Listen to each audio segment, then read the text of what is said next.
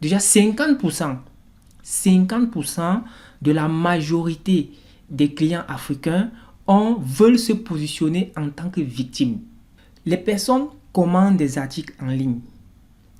Ils commencent à utiliser l'article avant de revenir se plaindre, disant que il se pourrait que le produit qu'il a commandé ne correspond pas à ses caractéristiques.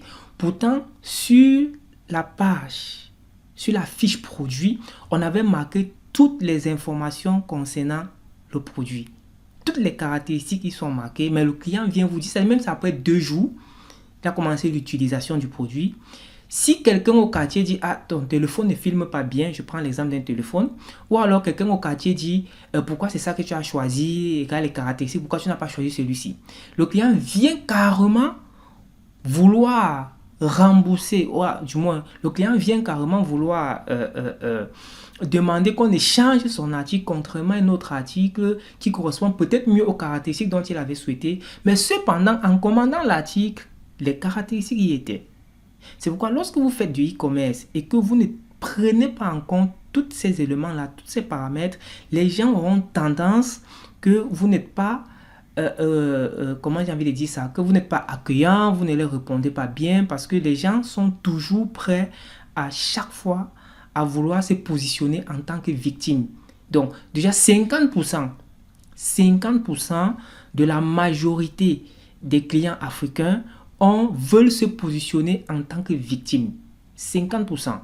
Peu importe, malgré toutes les informations que vous avez mises sur votre fiche produit, une fois qu'il a acheté le produit, une fois qu'il sait qu'il devait lire les informations avant d'acheter, il veut chercher à savoir.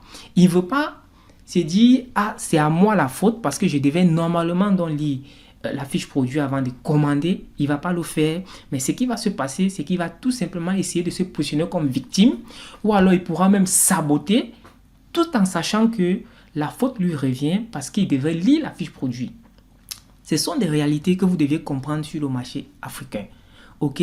Pourquoi? Parce que lorsque vous faites de la publicité, vous devez comprendre tous les paramètres sont modifiables lorsque vous faites de la publicité.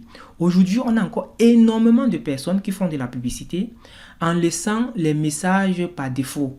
Est-ce que je vais en savoir plus sur votre produit? Des messages un peu comme je veux en savoir plus sur votre entreprise, est-ce que vous pouvez m'en dire plus et tout. Non, ça ce sont des informations génériques, ok, parfois qui sont générées par défaut lorsque vous faites de la publicité et que les gens doivent vous écrire directement par message. D'accord. Comment réussir à vendre efficacement ou alors à convertir efficacement les prospects lorsque vous faites du e-commerce, particulièrement en Afrique parce que, comme je le disais, les gens n'aiment pas lire et les gens aiment poser des questions et vous devez répondre à leurs questions. Aujourd'hui, j'ai fait un exemple à écrire à beaucoup à écrire sur beaucoup de produits qui étaient en promotion et c'est pratiquement la même chose. C'est-à-dire, je passe une journée, je dis je vais faire un test, je vais par exemple cliquer sur 10 publicités que je vais entrer dans le WhatsApp, je peux vous garantir, personne ne fait de l'appel.